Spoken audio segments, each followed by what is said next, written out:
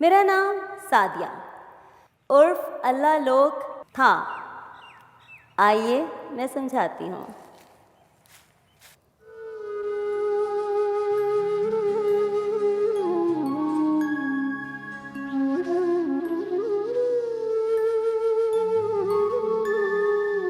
میں جب پیدا ہوئی تو ڈاکٹرز نے میرے والدین سے کہا کہ یہ اسکولیوسس ہے، مشکل ہے کہ یہ زندہ رہ سکے، لیکن قسمت کو کچھ اور ہی منظور تھا. میں گلی میں نکل کر کھیلنے سے گھبراتی تھی کیونکہ بچوں کا ایک ہجوم اللہ لوگ کہتا میرے ساتھ ساتھ بھاگتا تھا، آوازیں کستا تھا. میرا معصوم ذہن سمجھ نہیں پاتا تھا، لیکن مجھے معلوم ہونے لگا تھا کہ مجھ میں کچھ ایسا ہے جو باقی بچوں سے مختلف ہے.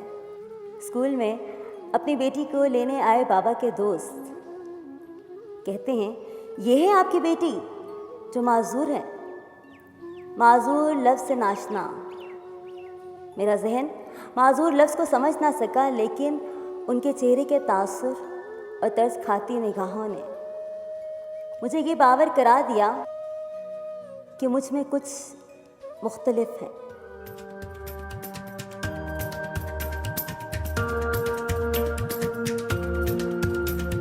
پڑھائی میں بہت اچھی تھی، کلاس مانیٹر تھی اور شروع سے پوزیشن ہولڈر تھی. کالج میں آ کر اپنی صلاحیتوں کو نکھارنے کا موقع ملا تو ایک نعت خواں، قاریہ، شاعرہ، مصنفہ اور مقررہ کا جنم ہوا.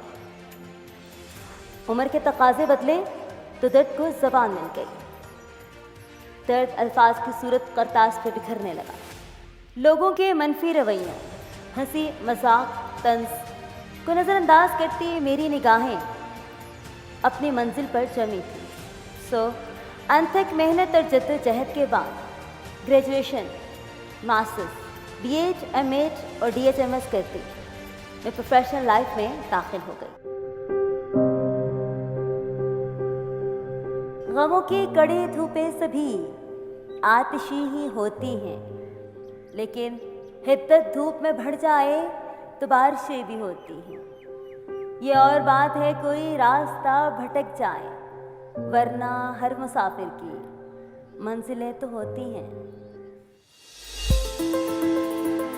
اور اب میرا نام ہے پروفیسر